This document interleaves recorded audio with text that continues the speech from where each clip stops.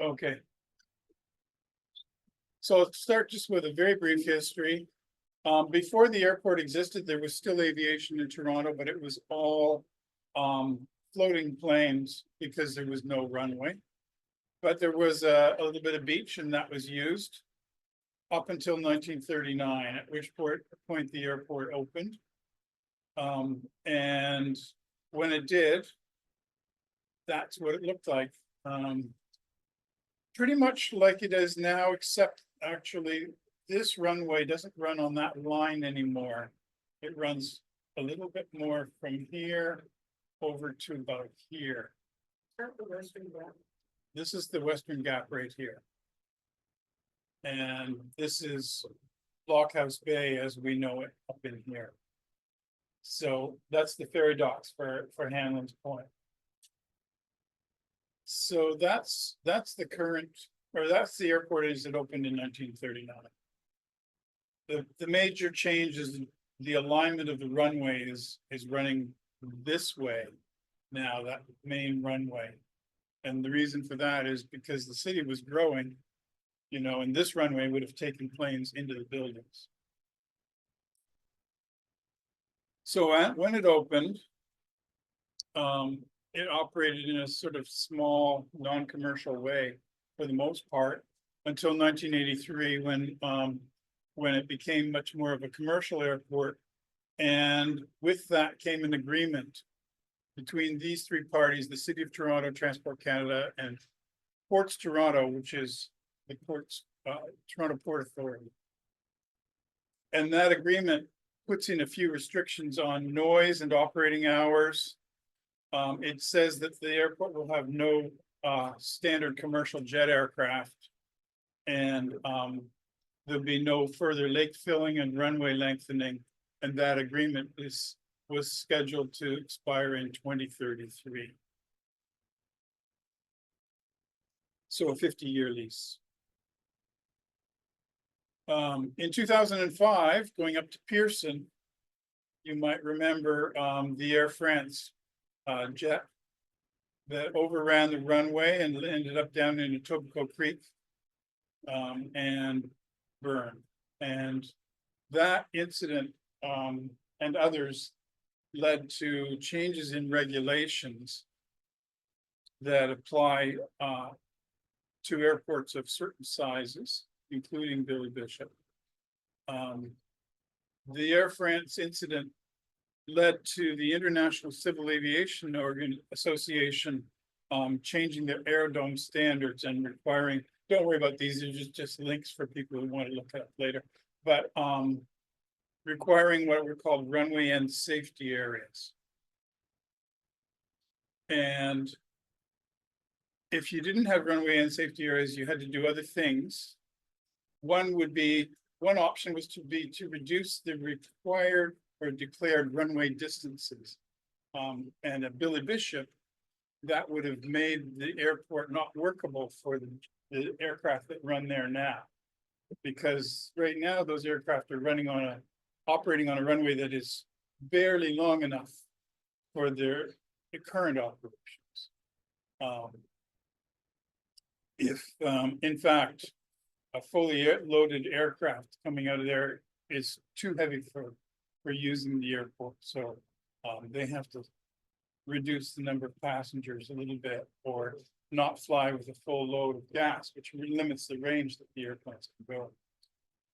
So shortening the runway further would make it probably not commercially viable, at least as it operates now. The second would be to create what are called engineered material arresting surfaces at the ends of the runway. And I'll show you what those are.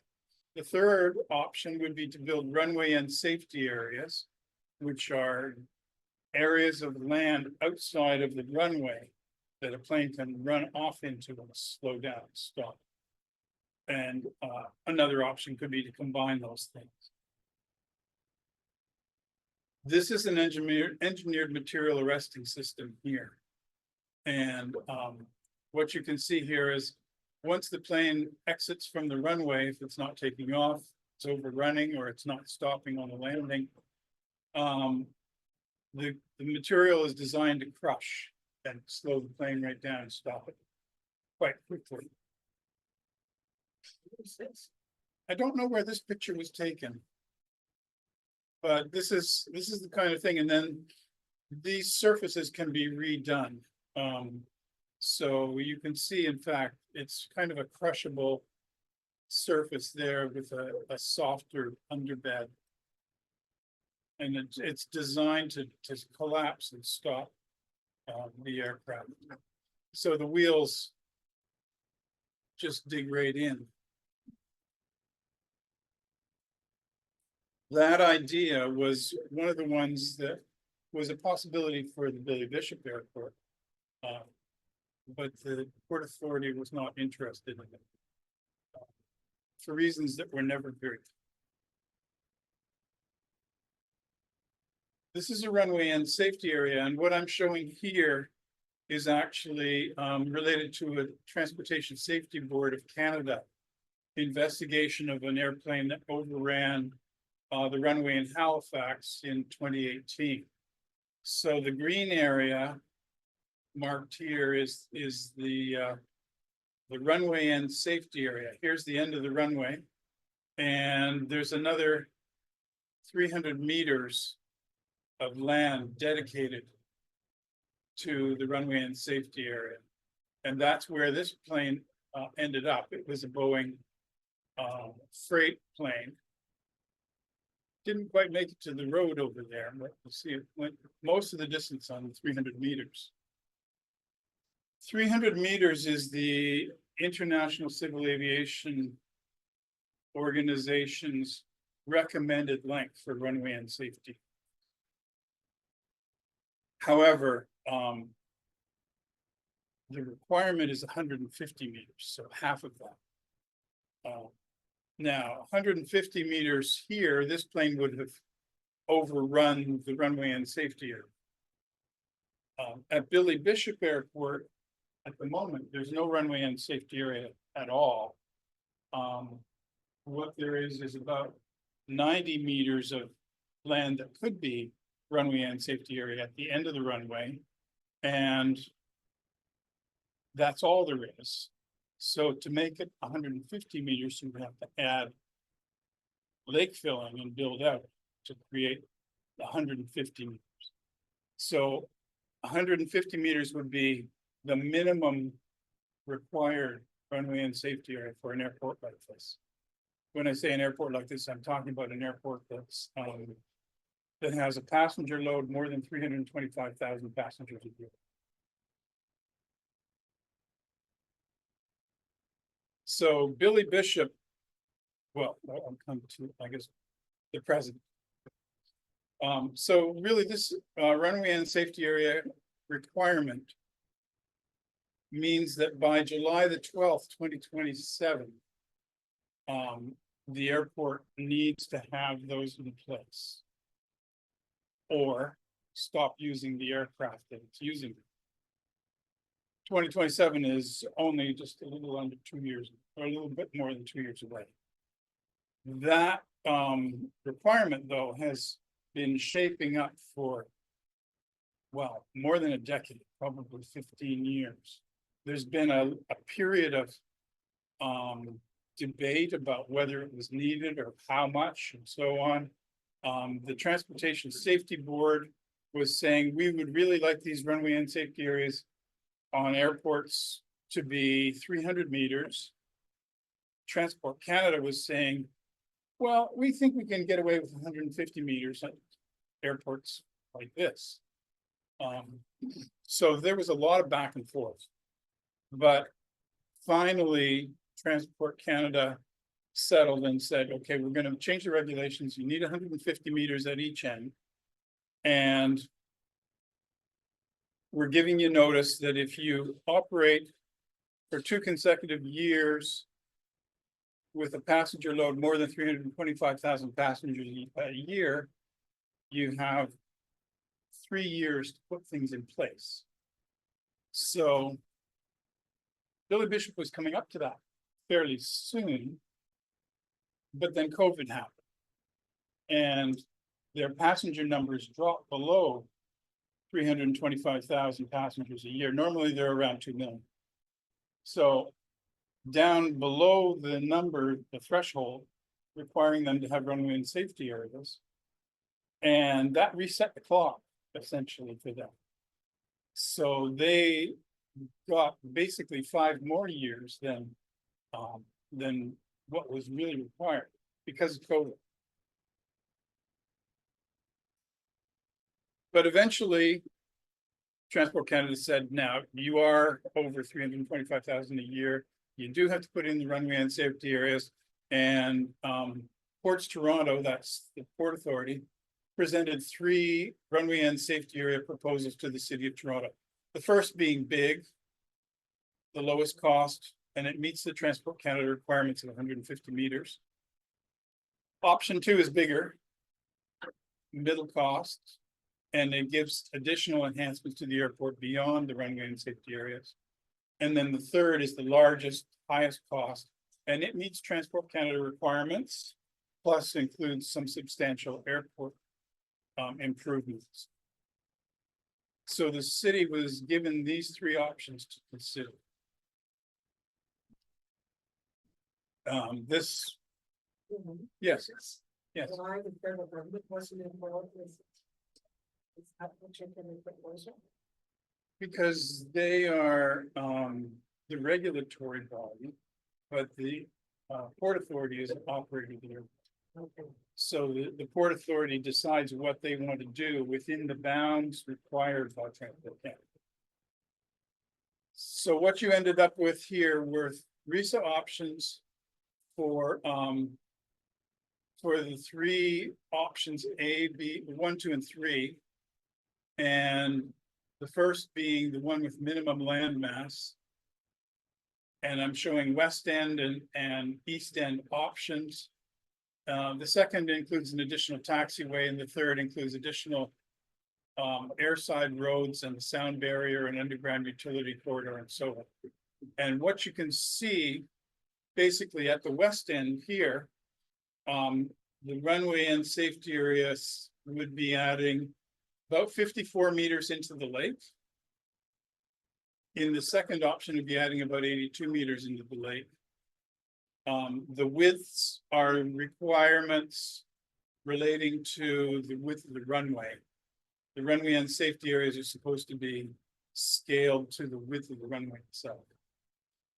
So the smallest option in the west is 7,850 square meters of work, and an addition into the lake of 54 meters deep and 145 meters wide.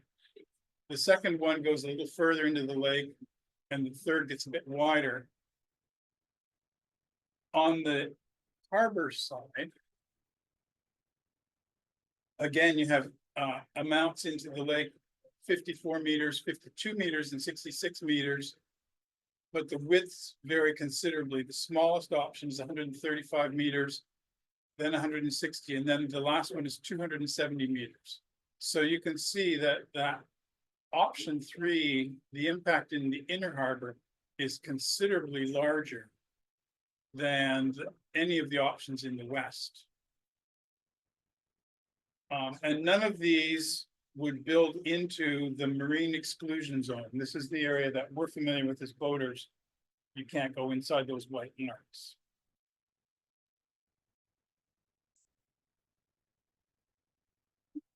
So this is runway option number 1. This is the lake end. And you can see a certain amount of extension. This is the original shoreline right there. That's what's there today, and this would be what's built out.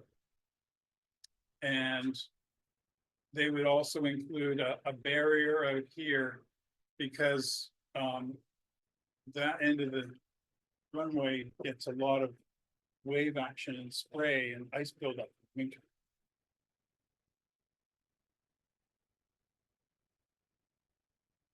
That's the harbor side of the same option, runway option number 1, building into the harbor this way. And again, in both of these illustrations, you can see this purple line is the runway ends, or sorry, the marine exclusion zone right here. Boats are not allowed into those areas. And if I was to go back, you can see the same thing here.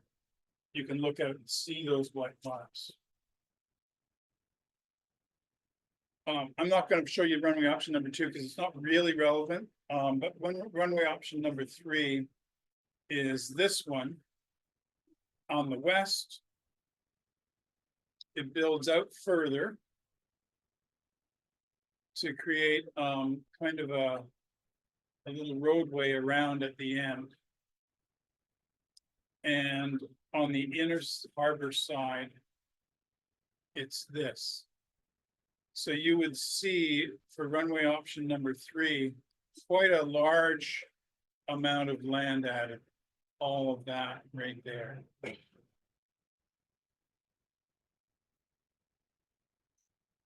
So those proposals went to the City of Toronto, and they included a request from the Port Authority to extend the lease of the airport beyond 2033. They bundled in the request that another 48 years be added to the lease, essentially another lease to take it to 2073. And they were saying, this is expensive work and we need to secure funding, and we can't get the funding without a lease extension. So they were attempting to use that runway and safety area deadline to push through a 40-year extension on the lease at the airport. And on the argument that they didn't have. So basically, going back to the tripartite agreement, what they were looking to modify then are 2 elements. One is the lake filling requirement and runway lengthening, and the other is the expiry date of the agreement. So now then some public consultation happened. And the first of these consultations was run by the Port Authority. And that was in July last year. These are all 2024. That was where they presented their options to the public. The city had already had a short look at them, but not a very long one. Then there was a City of Toronto public meeting in September, and that was over at the Intercare Center in Exhibition Place. And 3 days after that, the City of Toronto staff report, which was the evaluation of that proposal or that request, came out and was released. So unfortunately, the public meeting was scheduled before the staff report was issued, which really meant that people didn't know what the city staff report said when they went to the public meeting. That staff report came out September 27th. On October 1st, the executive committee was assessing it. So that is effectively 1 working day that the executive committee had to assess the staff report. And when they did, anyway, that was in advance of a council meeting, a general city council meeting on October the 9th. So city council was given 5 more working days to evaluate. In other words, not much time at all. Then Port Toronto made a statement following the city council's decision, which I'll get to. And then there was 1 more public meeting in October. So this is the City of Toronto public meeting on the 24th of September. They filled a room and people, I mean, this was on about 4 days' notice, this many people showed up. And overflowed into the foyer to the Intercare Center. A lot of people quite unhappy with where things were going. As you can see. And there was feedback from that was tabulated and presented to the executive committee and then eventually to the city council. This is just a short summary of what people at that meeting were saying. Basically, they were saying, we would like the city to look at alternative uses for the land at the airport.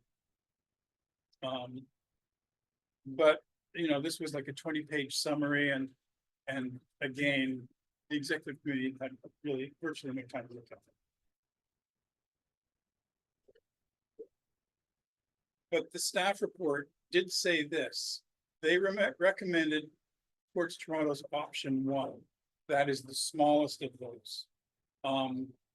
And that they recommended, as a basis, on the basis of that the city authorize a limited tripartite agreement amendment to permit the essential landmass expansion required for option 1. So they said, well, you know, we do need to do something there, or prepare to close the airport down. So we will allow option 1. But they also said, should Ports Toronto pursue a recent option that is substantially scoped beyond option 1, those are 2 and 3, that those requests would require an official plan amendment in the city's parks and recreation and land use policies. And those would require a lot. So they were saying, we're ready for RISA 1. We recommend RISA option number 1. They also said that a change to the term of the tripartite agreement is a significant public policy decision requiring due diligence on a range of issues which have not been reviewed since the Porter proposal. That was the JETS proposal in 2013. And a clear process that includes public consultation. So what public consultation happened? Something that happened before this recommendation. And that's it. Further, it said, staff are of the view that Port Toronto has both fiscal capacity and tools sufficient to self-finance the associated $65 million costs of RISA option 1 based on historical financial performance. And so that what they were saying there, the staff report was saying, we don't think you need an extension of the lease on the airport in order to fulfill the runway option number. That they were saying, you have the money. You don't need a lease extension. When it came to city council, what you saw in the chamber were all kinds of people wearing these black baseball caps with CYTZ on them. This is the airport column. These were all people who had been brought in by the airport terminal to put pressure on the city council. And also there had been extensive lobbying of city councilors in advance of the city council decision.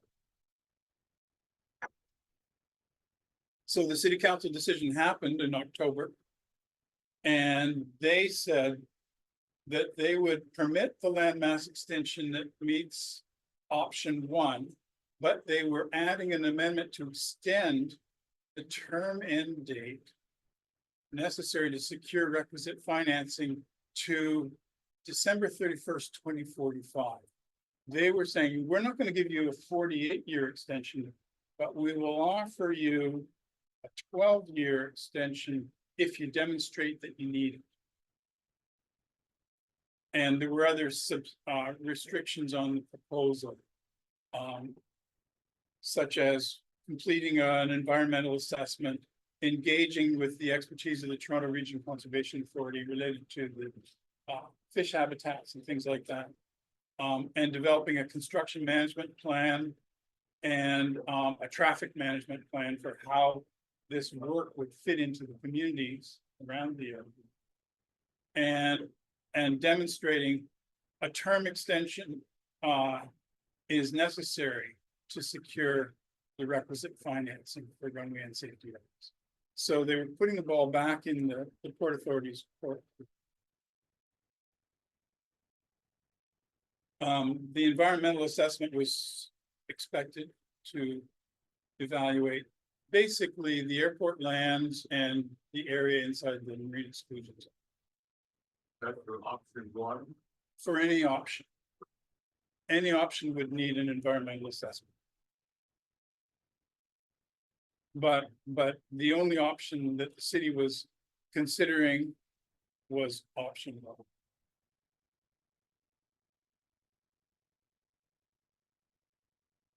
Port Toronto replied to that they continued to believe that there was an opportunity to do other sorts of work.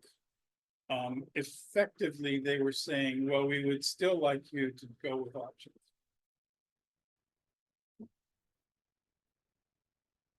But the question, does Port Toronto have money for runway and safety areas? Waterfront for All's chair did a fairly comprehensive study looking at the money needed. The money required for runway option number one is estimated between $61 and $64 million total for the two ends. And his analysis says that Port Toronto does not need the extension of the agreement and that they already have sufficient funds. They have cash and investment reserves over $100 million based on their financial statements. They have cash flow that far exceeds their operating costs. Revenues from the airport improvement fees far exceed committed capital expenditures, and they have large unencumbered land holdings and other assets. They had already sold, for example, the property that they had at York and Bay, where the Harbor Commission building is. They sold that for $94 million, and they have substantial other land holdings that they could, if they needed, if they had no other way, they could liquidate. So his conclusion was that they are in a strong financial position and that a lender could easily be found. If they didn't do it from their own resources, they could also find a lender without an extension of the Tripartite Agreement. So just to bring us to the end of 2024, Port Toronto has an approval for runway option number one, subject to completing an environmental assessment, engaging the Toronto Region Conservation Authority, making a construction management plan and a traffic management plan. And they have approval for a term extension up to 2045, subject to demonstrating financial need for that time to secure funding. Any questions to that? That's the end of the year. Then there was a city decision, January 28th. And that is from the City of Toronto, Toronto Port Authority, and His Majesty the King and Right of Canada is essentially transparent. Creating an amendment to the Tripartite Agreement.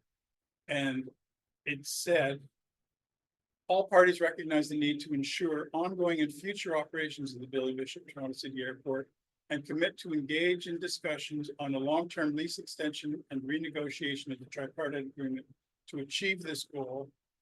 And the term amendment said to have and to hold the demised premises for and during a term from the first day of July 1983, the original date of the Tripartite Agreement, and ending on the 31st day of December 2045, unless sooner terminated in accordance with the provisions of this lease. In other words, they said, we are accepting that you need the funding, and we are giving you the extension of 20. And that's kind of unimportant, but it's really just the limitations on construction. It's runway end safety area option number one. And they have their obligations in that to get the approvals and so on, to complete the environmental assessment and so on. And basically to say, we're paying, the Port Authority is paying for these changes, not the city, not transport. And that tripartite agreement amendment shows the land masses for RISA option number 1 here, west end, and here east end. So the build out on the east end is that option, not the one that goes all the way out and around. But that's it. So Waterfront for All asked some questions, asking the city and the city councilor and the city waterfront secretariat, saying, is it true the city has granted Ports Toronto a 12-year extension to the tripartite agreement? If so, on what basis? Is there a written decision by the financial officer, city staff, explaining why it reversed the analysis of its own staff? Remember, the staff report said they didn't need them. And then the question is, will the financial analysis behind the decision be made public? And how could any reasonable official determine that Ports Toronto lacks the funds to build RISA 1 without a lease extension? It has vast liquid assets on its balance sheet far beyond the cost of the runway and safety areas, including over $100 million in cash or near cash, plus vast real estate. And the answer was from the waterfront secretariat that the city's due diligence process included a review of detailed financial information from Ports Toronto that was shared on a confidential basis. So we don't know what it was. The information was shared on a confidential basis, and on that confidential information, the city agreed to extend the lease of the tripartite agreement until 2045. So what happens next? In a way, it's a hurry up and wait. Because remember, the whole idea of needing to have these runway and safety areas started a decade and a half ago. No, even. But the Port Authority was saying we need a quick decision because we have to build in a hurry.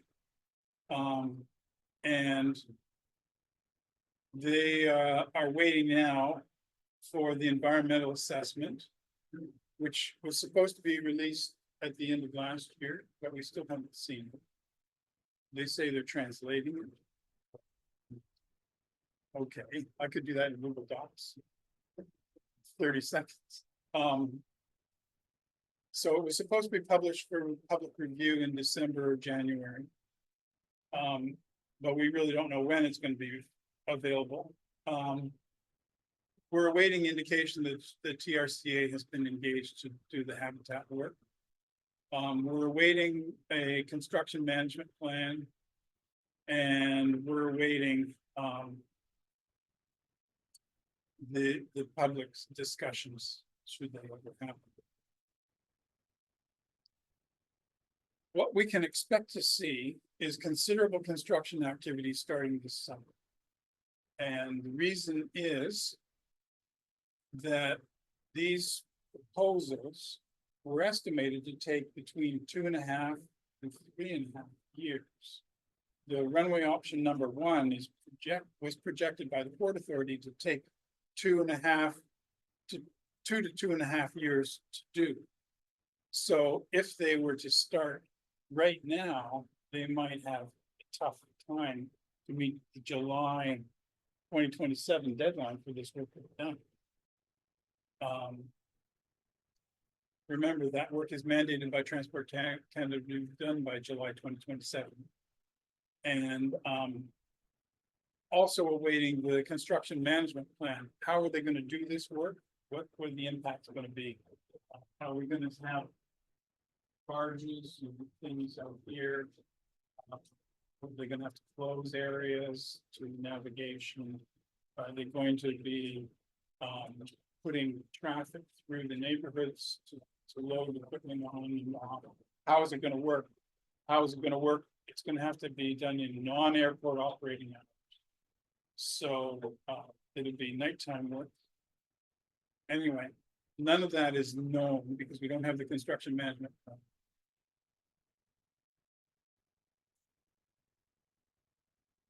And those are useful links. I'll put this PDF on the Shellback website so you can follow these links if you want to look at that stuff. Thank you. So what I really wanted to emphasize is that at a certain point, this whole discussion went underground. And we never saw the financial information that was given to the city to influence their decision on the lease extension. And in fact, all of the public consultation that has happened on this so far has really only been one city public consultation that happened before the information was there.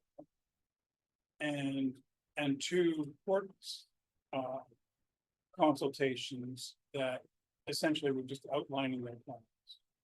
So anyway, it's a done deal as far as the airport lease extension to 2045. The only thing that would affect that would be some inability on the airport to actually do the work, which I think is unlikely. Any questions? Yes, Ramon. I read an economic report about the cost of flying in and out of the island airport, and it far exceeds the cost of flying in and out of Pearson. It's much more expensive. So I'm wondering what you think of that. And the second question is, there's a company called Whale Power. It consists of 3 people, one of whom is now dead. And they've developed a propeller that's far more efficient, and wings, things to do with the wings would make the airplane, it affects the stall of the airplane, it reduces it. So the plane could actually, with these improvements, could actually take off and land in a shorter distance. Mm-hmm. The first one about the cost of the airport has never really paid for itself. It has had public money injected, for example, to build the tunnel. And that was done as a public-private partnership, but it's still being paid back. The airport improvement fees that are charged on passengers are comparable to Pearson or a little higher. And there is other work that the airport has done that needs financing. The federal government gave the airport $30 million, for example, last year, just to create a customs pre-clearance. So as it is at Pearson now, if you're flying to the States, you can go through customs, American customs, before you get on your flight in Toronto and fly to any airport in the States, because you don't have to clear customs at the other end. Billy Bishop operated in a way that required you to fly to an airport in the States that had a customs clearance and clear customs there. So with a pre-clearance customs operation at this airport, which I believe has just begun, I'm not even sure when, they can now, in theory, fly to airports that they couldn't fly to before, because they could fly to airports that don't have a customs clearance in the United States. Now, there will be impacts, of course, right now, with travelers not wanting to go to the States. Apparently visits to the States now are down to 70%. So But people want to have the pre-clearance so that they don't get caught in the States if they can't get into the States. that's right. Yeah. And that could be another complication under the current administration in Washington. As far as the the planes with shorter takeoffs and landings. Originally, this airport was designated as a short takeoff and landing airport. For a model of the de Havilland -8 that is a lot smaller than the current -8. The Tripartite Agreement was modified in 1985 to allow these planes to fly here and called them short takeoff and landing aircraft.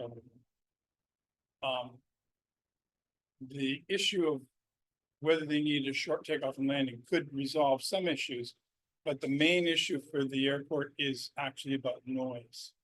The Tripartite Agreement controls noise, among other things, but it doesn't control the number of flights or the number of passengers that pass through the airport. So the only constraints on those things, passengers and flights, is how much noise the airport generates. If it operates in the daylight hours, which is constrained to not daylight hours, 7 a.m. to 11 a.m. As long as it's in that range, it doesn't really need to be shorter or longer takeoffs, although your question is a good one, but it doesn't really apply to the current aircraft there. And those are the only ones that are in existence right now for that use. So, Jenkins has got a question. Go ahead, unmute yourself.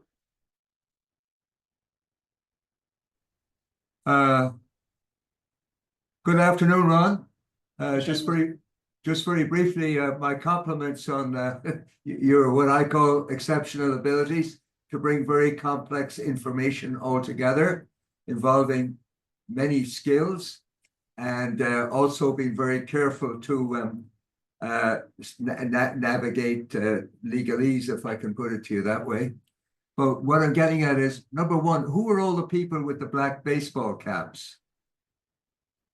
They were people brought into the meeting, the city council meeting, by Newport Aviation. Newport Aviation is the owner operator of the terminal at the airport. Yeah, well, that's kind of like Rent-A-Crowd, you know, or I was Yes. once employed by an organization, no details mentioned, that if we didn't go to Queen's Park and demonstrate, you know, there could be, without saying it, we knew we better go there to preserve our jobs, you know what I mean? Yeah. So this looks like a Rent-A-Crowd, you know? Yes, on my slide called it astroturfing. That is, it's not a green initiative, it's artificial turf. Yeah. Yes. Without going into details, from years ago when I was at university, the ports of Toronto, in my humble opinion, and I'm not an expert, but they know how to exasperate the process, draw it out, play all sort of. It's rather like a horse race with jumps of different heights, you know, and then they change things in the middle of it all. So it wears the public out. I know John O'Dwyer is listening to me, and he sometimes worries about my left-leaning politics.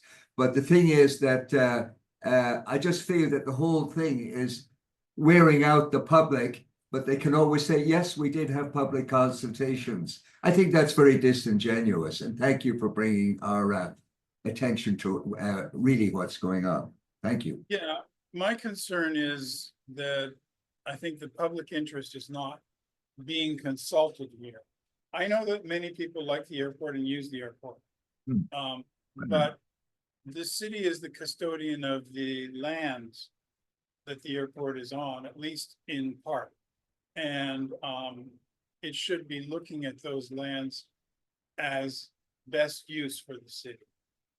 And that might not be an airport when there's already an airport served by a commuter train that runs from Union Station to the airport. Now that airport is available and has capacity. Thank you. George is going to stand up. Go ahead, unmute yourself, George. Well, I would just add to what Seamus was saying. When we started this process, de Havilland had the city hall stacked with people saying that the jobs in Downsview depended on the extension of the lease on the airport so Porter could buy the planes. But my question was, originally there was an ability for amphibious aircraft to access the airport runway. And it looks like that is no longer the case. If you've got a barrier out in the water, you can't take your float plane and drive it up the runway like you used to. There is a float plane ramp inside on the inner harbor. It's not a part of the runway, Okay. but a small float plane can go up in there. As far as the aircraft involved, when Porter was making his proposal for jet expansion, it was saying this would be an important contract for Bombardier aircraft. They were looking at the CS-100 as the aircraft that they wanted to fly at the airport. That jet proposal was turned down, but Porter did end up buying jets to fly at Pearson, but they didn't buy Canadian or Bombard. Those ones now went to Embraer. Embraer, and now they're flying a Brazilian aircraft. Yeah, so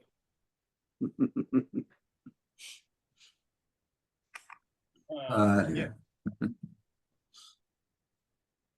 I found watching the process of decision making very interesting.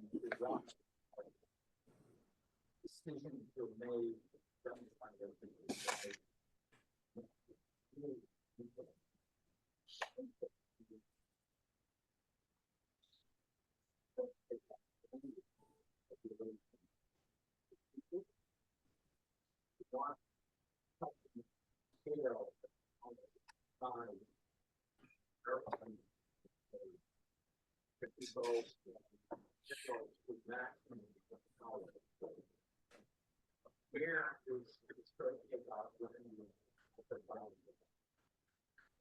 Okay, yeah, I'll repeat the questions. First was Jim making an observation about the democratic process. And I would say the democratic process is essentially the votes in city council.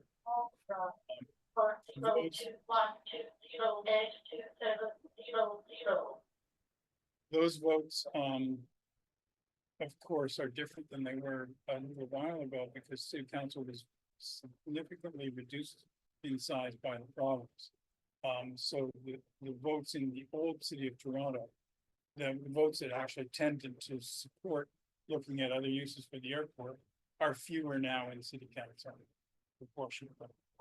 And there's clearly there was very strong lobbying happening. Every council was receiving multiple lobbying visits from airport interests. And your second thing was in the line of question about what's a short takeoff and landing. I can't remember what the specific definition is, but this airport doesn't really qualify as a short takeoff and landing airport anymore. And there were ideas that the airport would be relocated. These were ideas in the 1960s, that this airport would be relocated out on the Portlands or even on the Leslie Street spit as a short takeoff and landing airport. Those plans didn't materialize, obviously. Judith has a question. Hi, Judith. Hi, Ron. We had a bit of this conversation on Saturday at Spring Thaw. I'm speaking as a passenger, not as a politician. I have flown thousands and thousands of miles in the last 6 years. And whenever I am able to, I enjoyed flying out of Porter, flying on Porter out of Billy Bishop, because it's just a smaller airport. You get out to Pearson and there's thousands of people out there. Everything takes 10 times longer to get through. You know, security and customs immigration and every other thing that you have to deal with, baggage and just even getting into the darn airport. And as much as I love Porter, and it's one of my favorite airports in the entire world, and I've been to a lot of airports in the last number of years. If they had a really cool way of dealing with the island that would benefit the city, I'd be all for it. Because I think we are fortunate enough to have the gems of the Toronto Islands at our doorstep, right at our feet. And if there was a better way to use the land, that would be great. But it's and it's a train that made all the difference between going to, you know, using Porter or using Air Canada, for example, to fly to Ottawa. I've been flying in and out of Billy Bishop since People Express, which is a long time ago now, and flew on the Dash 8s and loved them because they are short, up, down, and you know, practically the flight is done. But I would certainly be in favor of something that would be a good use of the land. And secondly, as someone who is actually working with Ports Toronto, I gave a presentation just a few weeks ago on being the port chaplain. And somebody said to me, "How long have you been the port chaplain for Ports Toronto?" And I said, 13 years. And everybody at the table went, "What?" Because nobody knew that. So That's talk interesting. about things moving slowly.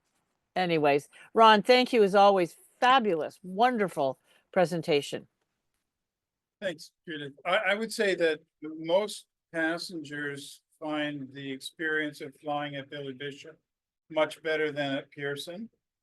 I wouldn't argue against that. I would say that Billy Bishop is not the way to improve Pearson. If Pearson is going to improve, it has to do it on its own. And I think that Billy Bishop is also not the way to absorb capacity if Pearson gets over full. Because this airport cannot ever be large enough to be a second major airport for the city. The city or Transport Canada has canceled the Pickering Airport very recently. They were holding that land for something like 50 years. So I think that though Pearson has not ever met its growth needs, it's never been over full. And now we're talking about fast rail between Toronto and Montreal and Quebec City. So I just wanted to comment on the boat exclusion area. I was expecting that any extension of the runway would go outside those areas. And so putting the extensions on is not going to make as big a difference for boaters as I thought it might. Is that the correct answer? that's correct on 2 points. One is that the amount of lake filling that would be happening would all be inside the existing marine exclusion zone. And the other thing is that those marine exclusion zones are keyed to the runway length, not to the land mass. So the runway and safety areas that would be added would not be additional runway length. So the planes do not have to set down further into the lake or into the harbor. They're setting down at the same spot they are now. The extensions are simply safety. They're a safety extension, not a runway extension per se. Yes. Philip, you had a question? You were discussing the harbor redevelopment area. This was the city regard this as part of port harbor redevelopment. That's a good question. Philip is asking if this is part of Port and Harbor redevelopment, and I would say no. In fact, this is part of what the city is not really taking into account in its decision making. If you think of the airport as it is now, it occupies not just the land it sits on, but the airspace surrounding it. And the city is changing. All of the high-rise development that's occurring now, and all of the projected development that's going to happen in the Portland will be constrained by the airport, particularly in the Portland, that building heights in the Portland cannot go higher than a certain height because of the airport at this end of the height. So the city has not really looked at what that represents in the way of a loss to the city, right? A loss in property values, a loss in development potential, a loss in tax revenues collected on properties and so on. The other sorts of things are things like, you know, you can look out the window here and see all kinds of new buildings here that have been built. These people don't have any new parkland. Population is increasing, but the parkland is not. So that was an issue, particularly during COVID, when the airport was just crushed with, or the island was just crushed with people trying to get to recreational property. Yes, John.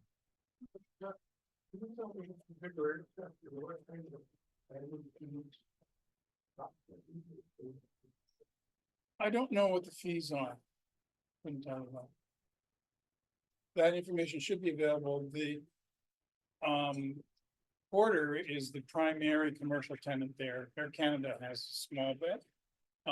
But they pay terminal rent to Newport Aviation. Porter used to own the terminal. They built the terminal for about $50 million, and then 5 or 6 years later, they sold the terminal for around $700 million. And yeah, property values in Toronto. The reason they were able to do that was because they were also committing to pay rent to Newport Aviation for the use of the terminal. And that led to a lawsuit between Newport terminal operator and Porter, because during COVID, Porter said, we don't want to pay for terminal use because we're not using them. And Newport said, sorry, that's not what we do. Seamus, sorry, George has got a question.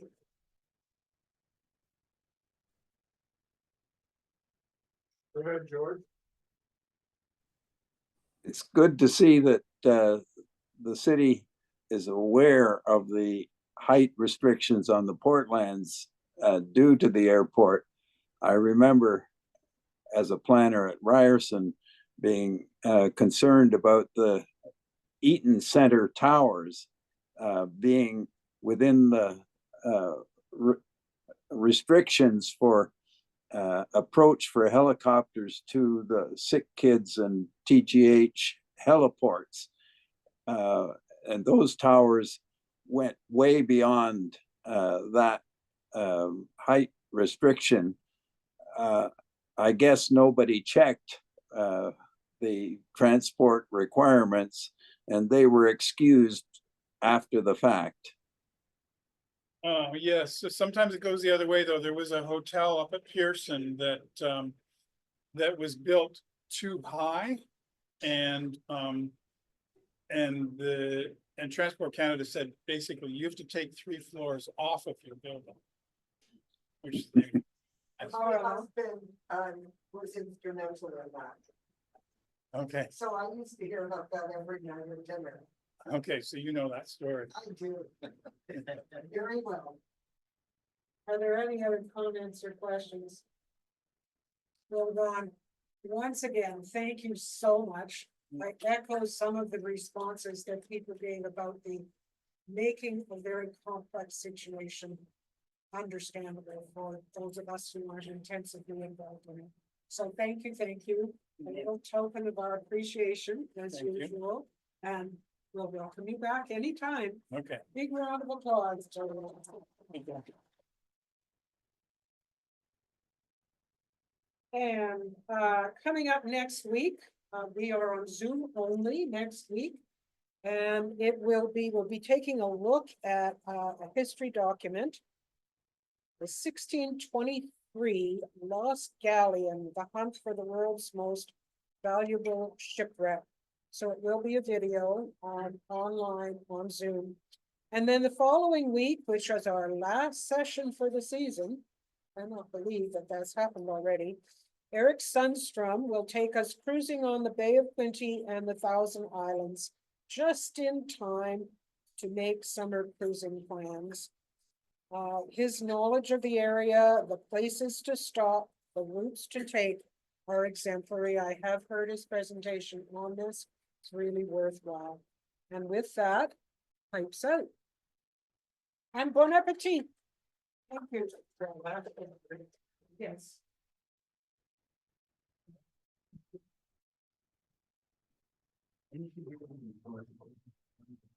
Perfect.